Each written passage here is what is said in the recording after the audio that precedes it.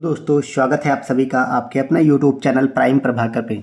दोस्तों आज की इस वीडियो में इलाहाबाद हाई कोर्ट के ग्रुप सी और ग्रुप डी एग्ज़ाम के तहत जो 25 नंबर की हिंदी आती है उसमें मैं आपको कराने वाला हूं अलंकार। अलंकार से एक क्वेश्चन अवश्य ही आता है और कभी कभी दो क्वेश्चन भी आ जाते हैं। ठीक है, तो हम कंप्लीट अलंकार को देखेंगे। अलंकार क्या होते हैं, उनके क्या भेद होते हैं और जो में आपके एग्ज़ाम में क्वेश्चन बनते हैं, ठीक है, उदाहरण के साथ कैसे कौन सा अलंकार किस में है पहचानना, वो सब चीज़ों को देखेंगे और आराम से हम सारे अलंकार को पढ़ेंगे। तो हमारी हिंदी की क्लासेस शुरू हो गई हैं, आपको पता ही है, और इन सब के टेलीग्राम चैनल को आप ज्वाइन कर लें ताकि इन सब का PDF वहाँ पे मिल जाए और बार बार आप उसको रिवाइज कर सकें। ठीक है, और इससे पहले हमारी पहली क्लास आ चुकी है विशेषण विशेष की, वो नहीं देखा है तो उन सब प्लेलिस्ट का लिंक डिस्क्रिप्शन में मिल जाएगा, जाकर देखें। बाकी जो लोग नए हो चैनल को सब्सक्राइब नहीं किया वो भी कर लें, क्योंकि आपकी Allahabad high court group C की कंप्लीट फ्री तैयारी इस चैनल पे चल रही है। तो चलिए अब हम देर ना करते हुए शुरुआत करते हैं। हिंदी की वीडियोस हमारी छोटी छोटी रहेंगी, मतलब 10 से 12 मिनट के रहेंगी, ताकि लेंदी ना लगे और बोर ना हो आप सब, और बड़े ही मज़े तरीके से देखते रहें। तो अलंकार में मेनली आपको पहचानना होता है, ठीक है, और हम बहुत सारे एग्जाम्पल्स आपको दिखाएंगे, बहुत सारे एग्जाम्पल्स मैं आपको फिल्मी गाने वाले बताऊँगा कुछ से एक, ताकि आप मतलब उससे रिलेट कर पाएँ, क्योंकि वो चीज़ें हम लोग को जल्दी भूलती नहीं। ठीक है, तो चलिए शुरुआत करते हैं। अब अगर आपके ग्रुप डी में एग्ज़ाम क्वेश्चन बनेगा तो उसमें डायरेक्ट पूछ लेता है कि अलंकार का अर्थ क्या होता है। तो अलंकार का जो शाब्दिक अर्थ है अगर एक वर्ड में पूछा जाए तो वो होता है आभूषण या गहना, जिसको हम ज्वेलरी बोलते हैं। अलंकार का मतलब होता है आभूषण या गहना। जिस प्रकार एक महिला या एक पुरुष की जो शोभा बढ़ाता है वो गहना बढ़ा देता है, ठीक है, उसी तरह काव्य की जो शोभा बढ़ाता है वो अलंकार होता है। तो अलंकार क्या होते हैं? काव्य की शोभा बढ़ाने वाले तत्वों को या शब्दों को अलंकार कहते हैं। अब अलंकार के भेद की बात करें तो अलंकार के दो भेद होते हैं, शब्दालंकार और अर्थालंकार। ठीक है, हालांकि कभी कभी 3 भी लिखा होता है, उभय अलंकार, जिसमें शब्द और अर्थ दोनों प्रतीत होते हैं, पर मेनली जो है वो 2 ही होते हैं, शब्दालंकार और अर्थालंकार। ठीक है, अब शब्दालंकार मतलब जो शब्दों से निकला हो वो शब्दालंकार, और जिसमें अर्थ प्रतीत हो रहा हो अर्थालंकार। बस इतना आपको याद रखना है। ठीक है, अब अलंकार के अगर भेद की बात करें, ठीक है, उसमें भेद इन द सेंस कि सबसे पहले शब्दालंकार की बात करें तो शब्दालंकार के 3 भेद होते हैं मेनली, अनुप्रास, यमक और श्लेष। तो ये क्वेश्चन इंपॉर्टेंट है, आपसे बन सकता है, या ऐसे ही सिंपल क्वेश्चन बनेगा आपके एग्जाम में। मैंने PYQ सारे करे देखे हैं, ठीक है, इस आधार पर मैं आपको बता रहा हूँ कि ऐसे ही क्वेश्चन इजी बनते हैं। आपसे सीधे पूछ लेगा कि यमक अलंकार कैसा अलंकार, तो याद रखना वो शब्दालंकार है, अर्था नहीं है। अभी हम इन सबको सेपरेट तरीके से भी पढ़ेंगे। ठीक है, यमक जो है और अनुप्रास और श्लेष ये हैं शब्दालंकार। तो हम इन तीनों को सबसे पहले पढ़ लेते हैं, उसके बाद हम अर्थालंकार में जो जो आते हैं उनको पढ़ेंगे। ठीक है, अब इसमें जो हमारा सबसे पहला अलंकार है वो है अनुप्रास अलंकार। तो पहला हमारा है अनुप्रास अलंकार। ये क्या होता है आप ऐसे समझे, ठीक है, तो जब काव्य में किसी वर्ण की आवृत्ति एक से अधिक बार होती है, अर्थात कोई वर्ण एक से अधिक बार आता है, तो उसे जो क्या कहते हैं, अनुप्रास अलंकार कहता है। अब इसमें मैं आपको समझाता हूँ। देखिए, जो भाषा इसमें लिखी हुई है उससे ज़्यादा आप लोग ध्यान दीजिए जो मैं आपको समझा रहा हूँ। ठीक है, सबसे पहले बात, यहाँ पे काव्य की बात की गई, तो एक चीज़ और याद रखेंगे, अलंकार जो होते हैं वो काव्य में होते हैं, पद्य में होते हैं, अलंकार गद्य में नहीं होते हैं। ठीक है, गद्य में जो होती हैं वो अलंकार नहीं होते हैं, काव्य की शोभा बढ़ाते हैं, तो काव्य वाले अलंकार होते हैं। अब इसमें क्या कहा गया है अनुप्रास में, जब किसी एक वर्ण की आवृत्ति एक से अधिक बार होती है। वर्ण की बात यहाँ पे की गई है, यहाँ पे वर्ड या शब्द की बात नहीं की गई है। ठीक है, वर्ण का मतलब होता है वर्णमाला वाला वर्ण, अक्षर जिसको बोलते हैं। एक टाइप का अक्षर जब बार बार किसी लाइन में आता है तब वहाँ पे अनुप्रास अलंकार होता है। कैसे? फॉर एग्जाम्पल, तरन तनुजा तट तमाल तरुवर बहुछाए, तो यहाँ पे ता ता ता ता सब में आ रहा है, इसीलिए यहाँ पे ता वर्ण की आवृत्ति एक से अधिक बार हुई है, इसलिए यहाँ पे अनुप्रास अलंकार होगा। इसी तरह एक और एग्जाम्पल आता है, मैंने यहाँ पे एक एक एग्जाम्पल लिखा है, बाकी मैं आपको बोल के बता दे रहा हूँ ताकि आप लोग रिलेट कर पाएँ। जैसे आप सब ने सुन रखा होगा, चारुचंद्र की चंचल किरणें खेल रही थी जलथल नभ में, इसमें भी चाचा बार बार आ रहा है।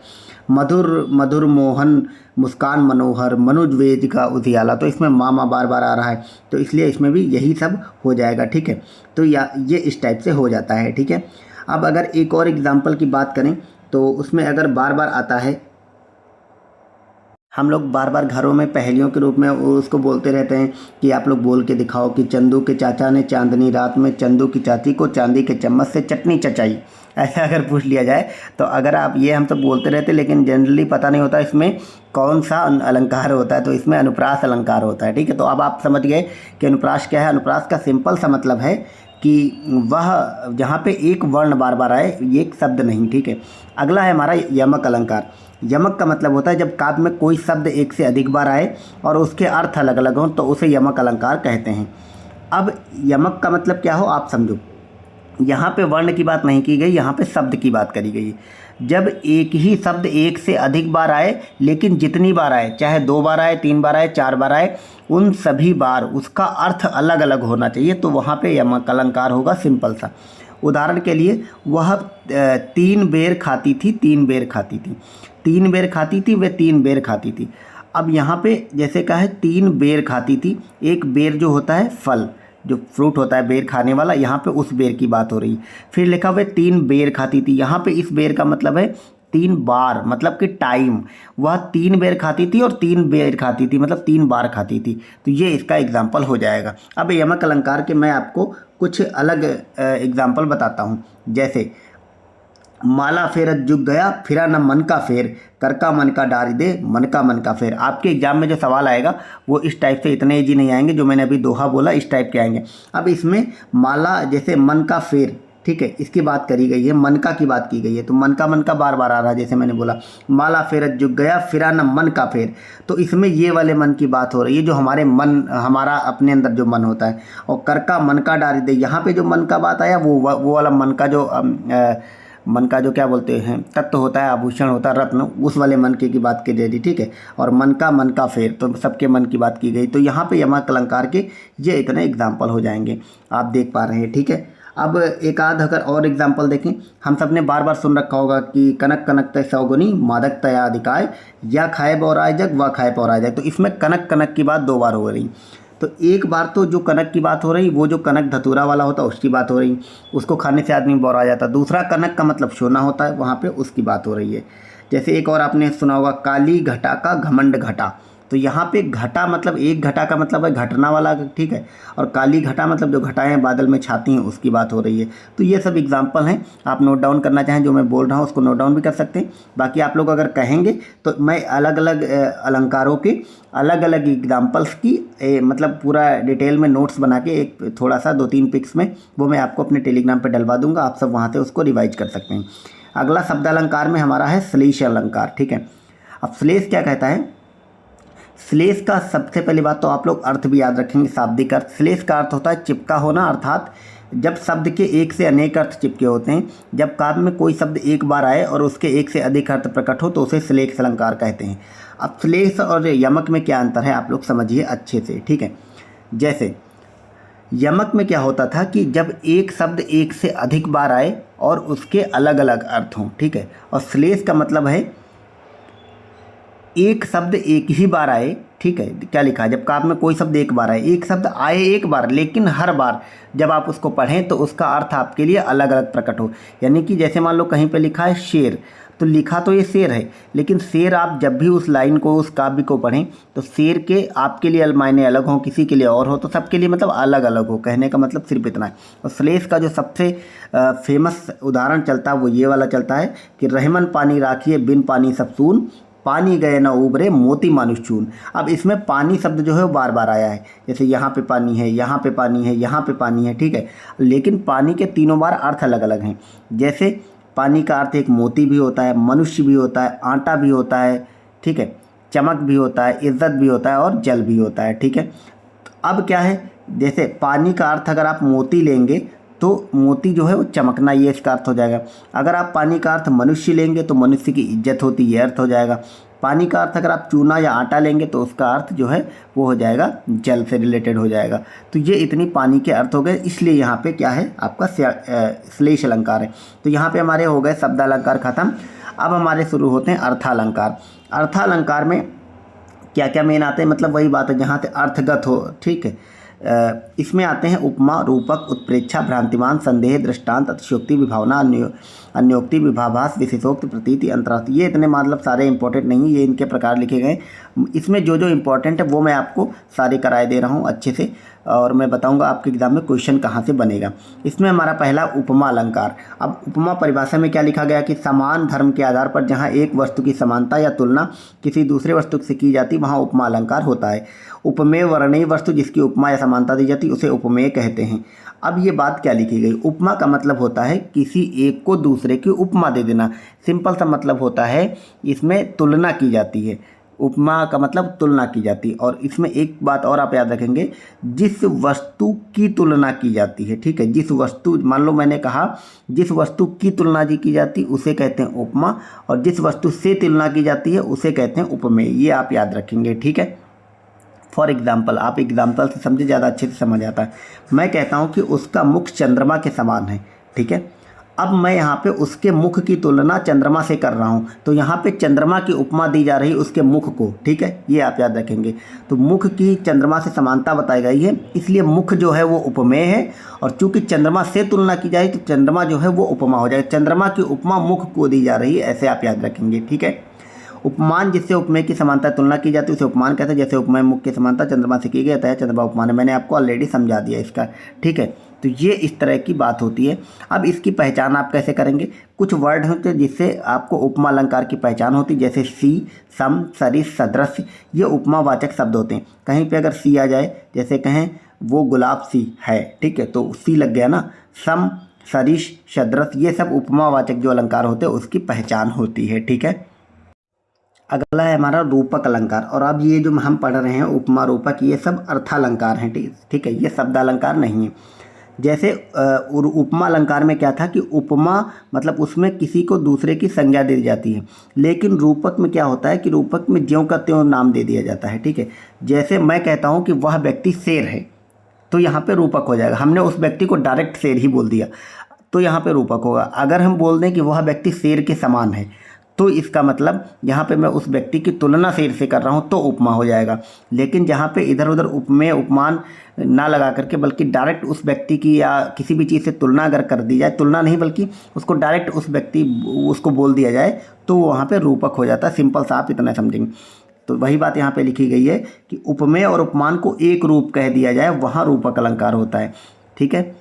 फॉर एग्जाम्पल अगर हम देखते हैं, एग्जाम्पल के लिए इसमें लिखा गया है, बीती विभावरी जागरी, अंबर पनघट में डूबो रही, तारा घट ऊषा नागरी।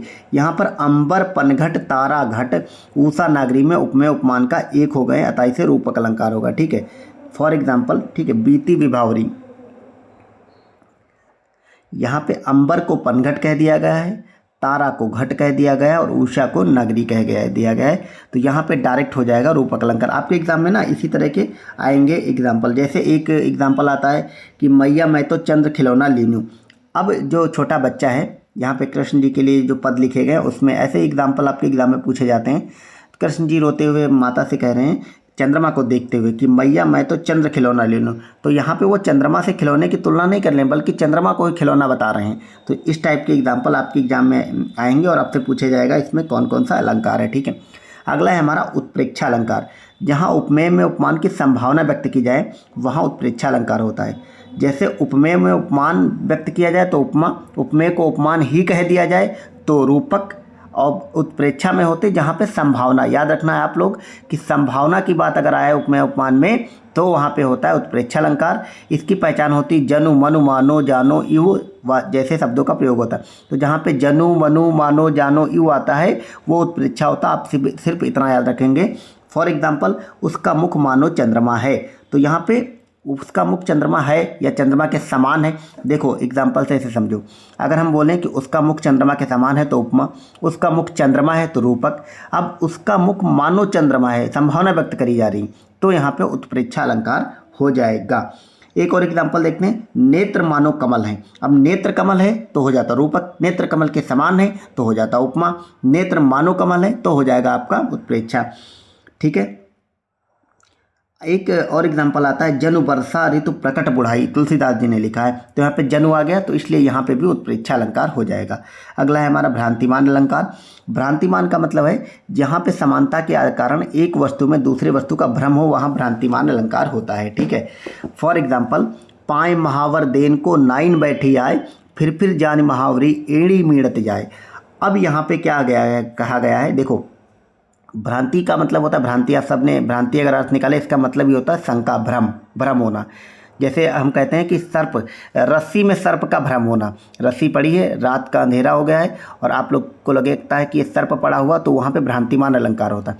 अब ये जो एग्जाम्पल लिखा गया है, इसमें सिंपल सी बात है कि जो नाइन है वो किसी नायिका की एड़ी देख रही है और उसकी एड़ी इतनी ज़्यादा लालिमा है कि उसको लग रहा है कि वो महावर लगा हुआ, महावर जो रंग मतलब पैरों में लगाती हैं महिलाएं, उसको महावर बोलते हैं। तो महावर को अगर बिना एड़ी में कुछ लगाए उसको लग रहा महावर लगा हुआ है, तो ऐसी उसको भ्रांति हो रही है क्योंकि उसकी एड़ी में इतनी लालिमा है। तो इसलिए यहाँ पे भ्रांतिमान अलंकार है। ठीक है, ये आपको याद रखना है। भ्रांतिमान मतलब जहाँ पे भ्रांति हो और पता ही वहाँ पे काल्पनिक प्रतीति होती है। सिंपल सी बात है। अगला है संदेह अलंकार।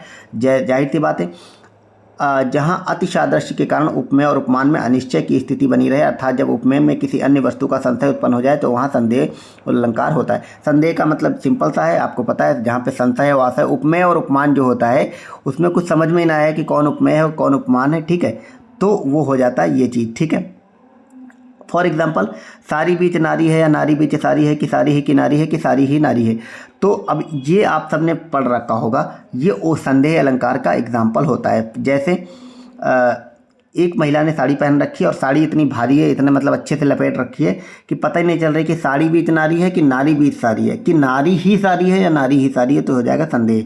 फिर अगला हमारा आता है दृष्टांत अलंकार।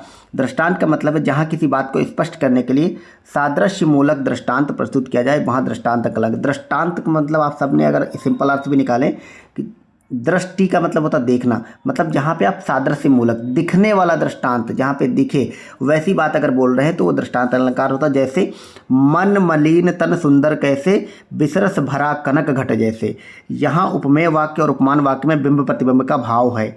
ठीक है, बिंब और प्रतिबिंब बन रहे हैं, इसलिए यहाँ पे हो जाएगा दृष्टांत अलंकार। अगला है अतिशयोक्ति अलंकार। अतिशयोक्ति का सिंपल सा मतलब होता है हाइपरबोला, इंग्लिश में बोलते हैं। अभी हम जब इंग्लिश आपको कराएंगे तो वहाँ पे भी मैं आपको फिगर ऑफ स्पीच कराऊंगा, यानी अलंकार कराऊंगा, तो उसमें भी मैं आपको बताऊंगा। ठीक है। तो अतिशयोक्ति का सिंपल सा मतलब होता है बढ़ा चढ़ा के लिखना। जहाँ किसी विषय वस्तु का चमत्कार या लोक मर्यादा के विरुद्ध बढ़ा चढ़ा कर बात लिखी जाए तो वहाँ पे अतिशयोक्ति अलंकार। तो जैसे हनुमान की पूंछ में लगन न पाई आग, सारी लंका जरी गई गए निशाचर भाग। इसका सिंपल सा मतलब है हनुमान, इसमें मतलब बढ़ा चढ़ा के लिखा, क्योंकि हनुमान जी की पूंछ में आग लगी भी नहीं, उससे पहले ही लंका जल गई, तो कहीं ना कहीं बढ़ा चढ़ा के बात लिखी गई है। ठीक है। जैसे एक एग्जाम्पल और होता है कि राणा ने सोचा इस पार, राणा का चेतक था उस पार, मतलब राणा ने सोचा और चेतक चला गया, बिना चेतक के उड़े। तो ये सब बढ़ा चढ़ा के लिखा जाता है। खासकर आपको पता है जो भी वीर रस वाले कवि हों सब बढ़ा चढ़ा के ही लिखते हैं। तो यहाँ पे हो जाएगा अतिशयोक्ति अलंकार। तो हमने आपको सारे अर्थालंकार, शब्द अलंकार सब बना दिए। आपको इसका PDF चाहिए तो एज इट इज़, और अगर अलग से आप एग्जाम्पल चाहते हैं अलंकारों के तो वो सब मैं अपने टेलीग्राम पे डाल दूंगा। आप सब टेलीग्राम जरूर ज्वाइन कर लें, लिंक उसका डिस्क्रिप्शन में दे दिया गया है। ठीक है। तो चलिए मिलते हैं अगले वीडियो में। बाकी आपको पता है मैं आपको टॉप 26 GK GS के टॉपिक करा रहा हूँ। जैसे ही वो कंप्लीट होती है तो हिंदी हमारी इधर चल ही रही, पैरेलल में मैं आपको इंग्लिश की क्लासेस लगा दूंगा। आने वाले 3-4 दिनों में आपकी GK GS भी कंप्लीट हो जाएगी। ठीक है, तो आप लोग सब फॉलो करते रहिए। जो लोग नए हैं चैनल को सब्सक्राइब नहीं किया कर लें। और ठीक है, मतलब अच्छी से तैयारी हो रही। बाकी एग्ज़ाम वगैरह आपको पता ही है, दिसंबर मिड में आपका एग्ज़ाम हो जाना है हर हाल में। ठीक है, तो मिलते हैं नेक्स्ट वीडियो में। Thank you so much, bye bye.